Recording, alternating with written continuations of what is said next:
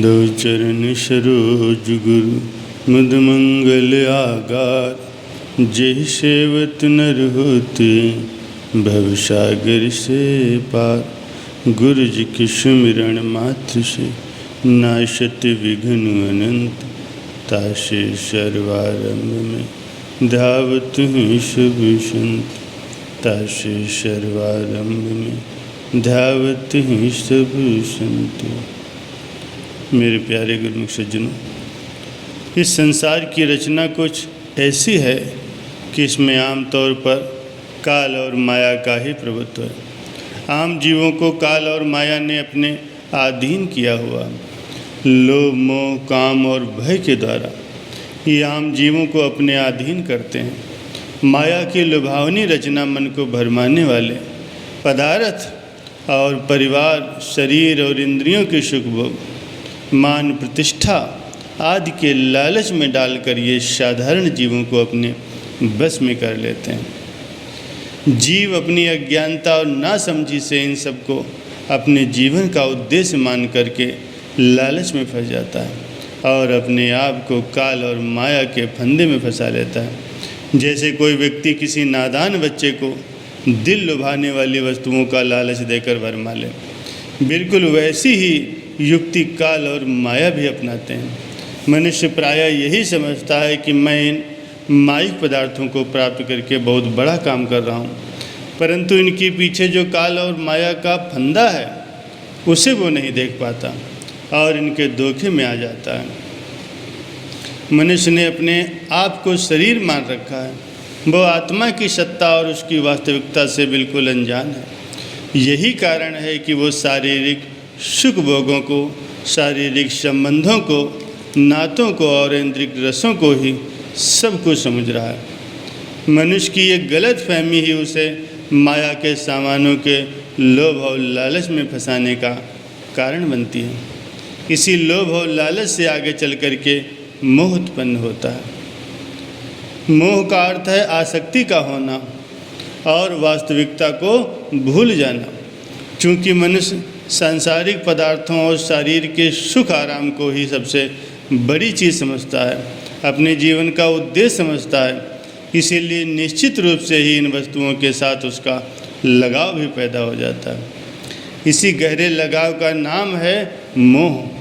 शारीरिक सुख आराम के सामान, धन संपत्ति, परिवार और इंद्रिय रस भोग उसे प्राणों से भी अधिक प्यारे हैं।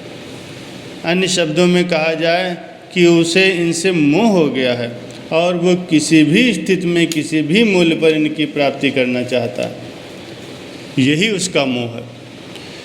इसे संतों ने झूठा भ्रम और धोखा कहा है, क्योंकि सांसारिक पदार्थों और सामानों का संबंध तो मात्र शरीर और इंद्रियों तक ही सीमित है, जबकि मनुष्य वास्तव में शरीर न होकर के आत्मा है और आत्मा का इन पदार्थों से कुछ भी संबंध नहीं है। अपने आप को शरीर मान लेना ही लोभ और मोह के पैदा होने का मूल कारण है। परम संत श्री कबीर साहब जी मोह की वास्तविकता का वर्णन करते हुए फरमाते हैं कि माया के मोह ने ही मनुष्य को मोहित करके भ्रम में डाल दिया है। माया मोह मोहित कीन्हा, ताते ज्ञान रतन हर लीना। जीवन ऐसो सपना जैसो, जीवन सपन समाना। शब्द गुरु उपदेश दीन्हो, तय क्षणियो परम निधाना। ज्योति देख पतंग हुल से, पसुना पेखे आग। काल फांस नर मुगध न चेतव, कनक कामिनी लाग। शेख सैयद कितेब नीर के, स्मृत शास्त्र विचार। सतगुरु के उपदेश बिना, तय जाने की जीव मार। कर विचार विकार परिहरो, तरन तारन सोय। कहें कबीर भगवंत भजनर, द्वितीया अवर न कोय। फरमाते हैं कि लोभ लालच को दिखाकर जीव से ज्ञान रूपी रतन छीन लिया गया है, अर्थात उसे भले बुरे का विवेक करने की जो शक्ति विधाता ने मनुष्य को प्रदान की थी और जिससे काम लेकर के वो अपने हानि लाभ को भली भांति समझ सकता था, यही विवेक और ज्ञान इस माया के मोह ने हर लिया है। और मनुष्य आमतौर पर बुद्धिमान और समझदार होने के बावजूद भी धोखा खा जाता है। जिस जीवन और जीवन के भोग पदार्थों को मनुष्य सत्य समझ रहा है, वे सब तो स्वप्न के समान है। ये स्वप्न की रचना से अधिक कुछ भी अस्तित्व नहीं रखते। इनमें वास्तविकता कुछ भी नहीं है। वास्तविकता यदि है तो वो सद्गुरु के शब्द और उपदेश में है, जो कि जीव की सबसे बड़ी पूंजी है, सबसे बड़ा खजाना है। लेकिन माया के मोह ने मनुष्य उसे छोड़ बैठा है। पतंगा जलती हुई लौ की सुंदरता को देखकर उस पर मोहित हो जाता है और उसे सुंदर वस्तु समझकर उसकी ओर दीवानों की तरह दौड़ता है, परंतु सुंदर लौ के पीछे जला देने वाली आग को वो नहीं देख सकता। परिणाम ये होता है कि उसे लपकने के लोभ में वो काल का शिकार हो जाता है। उसे पशु कहा गया है क्योंकि वो विवेकहीन है। पशु का अर्थ ही है विवेकहीन।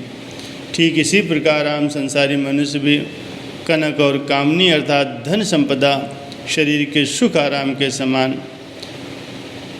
और शरीर के रस भोगों को इनके ऊपर मोहित होकर के उनके लोभ में पड़कर उसे प्राप्त करने के यत्न में काल के फंदे में फंस जाता है। उसको इस बात का ज्ञान नहीं होता कि इन सामानों के पीछे काल का फंदा लटक रहा। शेख, सैयद और पंडित जो भी हैं, जो धार्मिक पुस्तकों और शास्त्रों के ज्ञाता हैं, उनका अध्ययन करते हैं, उन पर विचार करते हैं, वो भी मनुष्य का सम्यक रूप से पथ प्रदर्शन नहीं कर सकते। सद्गुरु के उपदेश को जाने बिना तो मनुष्य जानबूझकर अपने आप को मार रहा है, अर्थात अपनी जीवात्मा का घात कर रहा है। इसीलिए इस वास्तविकता पर विचार करो और सद्गुरु का उपदेश ग्रहण कर माया के मिथ्या विकारों को छोड़ो। जो ऐसा करता है वो स्वयं ही संसार सागर से तरता है और अन्य अनेकों को भी तार देता है। श्री कबीर साहब जी आगे फरमाते हैं कि ये मनुष्य इस तथ्य को भली बात समझ ले कि परमात्मा के अतिरिक्त संसार में कुछ भी सत्य और नित्य नहीं है। परमात्मा का भजन ही और उनका सुमिरन ही सत्य है, नित्य है, लोक परलोक में साथ देने वाला है। ये माया के लोभ का वास्तविक चित्र है, जिसका नक्शा महापुरुषों ने अपनी वाणी से खींच दिया है। मोह अथवा भ्रम ही मनुष्य के सभी दुखों, सभी कष्टों और क्लेशों का मूल कारण है। इसी से समस्त विपदाएं उत्पन्न होती हैं। मोह सकल व्याधिन कर मूला, तिन ते पुण्य उपजहि बहुसूला।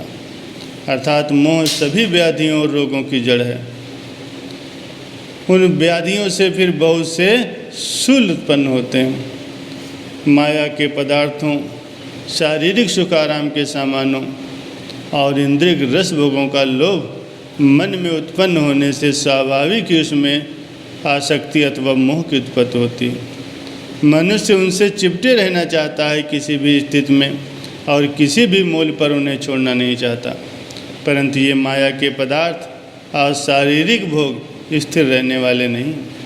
काल और माया इन पदार्थों का मनुष्य को झूठा लालच तो अवश्य देते हैं, परंतु उसे इन भोगों को जी भर भोगने नहीं देते। कुदरत की रचना ही कुछ ऐसी है कि ये सारे सामान मनुष्य का साथ सदैव नहीं निभाते। माया का खेल धूप और छाँव की तरह चलता रहता है और मनुष्य की स्थिति सर्वदा एक जैसी भी नहीं रहती। पहले तो ये सामान ही मनुष्य के जीवन काल में उसका साथ छोड़ जाते हैं, और यदि मान लिया जाए कि जीवन पर्यंत ये साथ रहेंगे तो भी मरते समय निश्चित रूप से इन्हें छोड़ना पड़ेगा। काल माया के सामान परलोक में किसी के साथ नहीं जा सकते। बस यहीं से मनुष्य के दुख और भय का आरंभ होता है। वो माया के सामानों को छोड़ना नहीं चाहता और ये सामान उसके बन नहीं सकते। मृत्यु तो अवश्यंभावी है, इससे तो किसी को भी छुटकारा नहीं है। जीना और मरना, पैदा होना, नष्ट होना, ये शरीर का धर्म है। बड़े बड़े धनवान, विद्वान और बलवान भी मृत्यु के मुख में जाने से स्वयं को नहीं बचा सके, तब साधारण मनुष्य की तो बात ही क्या है। काल का भय भी इसी लोभ और मोह से उत्पन्न होता है। मनुष्य माया के पदार्थों, शरीर इंद्रियों के भोगों का दामन छोड़ना नहीं चाहता, इसीलिए काल का भय उसे खाया जा रहा है। हाँ, यदि मर गया तो क्या होगा? हाँ, ये सुख भोग कहीं मुझसे छिन न जाएं, ये जीवन की खुशियाँ, आशाएं और तमन्नाएं कहीं अधूरी न रह जाएं। मैं इन इंद्रिय रसों को भोगने से बलपूर्वक रोक न दिया जाऊं। बस यही काल का भय है जो मनुष्य के दिल को खाया जा रहा है।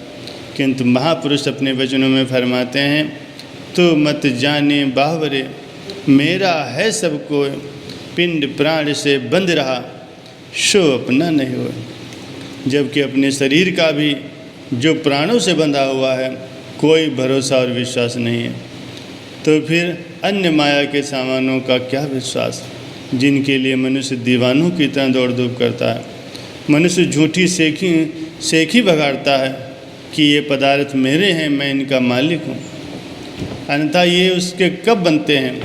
वास्तविकता तो यह है कि स्वयं मनुष्य ही इनके लोभ लालच में पड़ कर के, इनकी कामना में ग्रस्त होकर के इनका गुलाम बना हुआ, और धोखा इतना है कि स्वयं को इनका मालिक समझ रहा है। यही मोह है और इसी से ही मनुष्य को बचना है।